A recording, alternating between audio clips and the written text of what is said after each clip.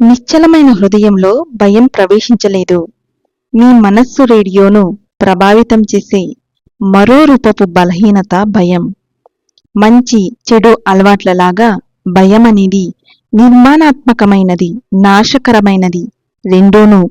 ఉదాహరణకు, ఒకరి భార్య అంటుంది, ఈ సాయంత్రం నేను బయటికి వెళ్తే మా ఆయన ఇష్టపడరు కాబట్టి నేను వెళ్ళను. ఆమె ప్రేమతో కూడిన భయంతో అలా అంటే అది ఉపయోగకరమైనది. ప్రేమపూర్వక భయం, బానిసత్వపు భీతి వేరువేరు. నేను మాట్లాడుతున్నది ప్రేమపూర్వకమైన భయం గురించి. ఇది అనవసరంగా ఇతరులను బాధపెట్టనీయకుండా ఒకరిని జాగ్రత్తపరుస్తుంది. బానిసత్వపు భయం సంకల్పాన్ని చచ్చుబడేటట్లు చేస్తుంది. కుటుంబ సభ్యులు కేవలం ప్రేమపూర్వకమైన భయానికే తావు ఇవ్వాలి. ఒకరితో మరొకరు నిజాన్ని నిర్భయంగా చెప్పగలగాలి. మీరు విధిగా చేయాల్సిన పనులు చేయడం, భయం వల్ల చేయడం కన్నా అవతలి వ్యక్తి మీద ఉన్న ప్రేమ కారణంగా మీ ఇష్టాలను త్యాగం చేయడం ఎంతో మంచిది. దైవ నియమాలను ఉల్లంఘించకపోవడమన్నది భగవంతుడి మీద ప్రేమ కారణంగా చేయాలి కానీ శిక్ష పడుతుందనే భయంతో కాదు. భయం హృదయం నుంచి వస్తుంది.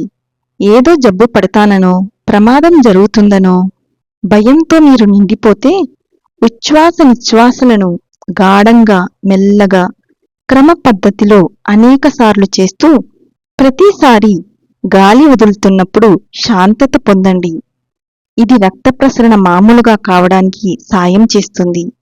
మీ గుండె నిజంగా నిశ్చలమైతే మీరసలు భయానుభూతి పొందనే పొందరు. బాధాపూర్వకమైన చైతన్యం వల్ల, అనుభవాల వల్ల మీ హృదయంలో ఆతురతలు పెరుగుతాయి. కాబట్టి భయం అనేది అంతకు ముందు జరిగిన అనుభవాల మీద ఆధారపడుతుంది.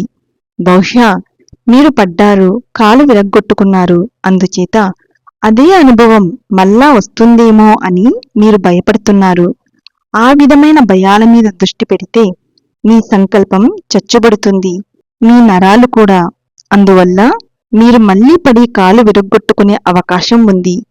ఇంకా భయంతో మీ హృదయం బిగుసుకున్నప్పుడు మీ జీవాధార శక్తి తగ్గుతుంది.